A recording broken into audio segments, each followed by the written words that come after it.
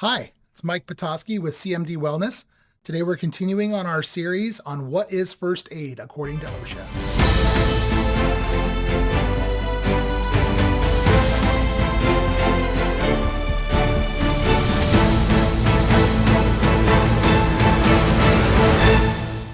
Subsection E of 1904.7 says using hot or cold therapy. This is pretty straightforward. If you had an owie at grandma's house, she could easily go grab an ice pack and put it on your boo-boo. Also, if you pulled or strained your back, you could go get a heat pad and put it on your back but make it feel better. Anything doing with heat therapy or cold therapy would be considered first aid because, again, you do not need any advanced licensure, advanced training, or advanced equipment in order to use hot or cold. Now, this brings up a really interesting point about back injuries. Back injuries are very common in the occupational setting. There's a lot of heavy labor-intensive work that's being done. There's a lot of issues with poor body mechanics, poor posture, and poor movement that cause lower back strains. It's very common that when we have any type of musculoskeletal injury, the very first thing that we reach for is ice. However, if we think just basic physics, one thing that ice does is it causes things to shrink and contract. And when back muscles, specifically the lumbar muscles, are strained, their typical reaction is to spasm and tighten up. And I found as an occupational medicine provider that if we've got back muscles that are tightening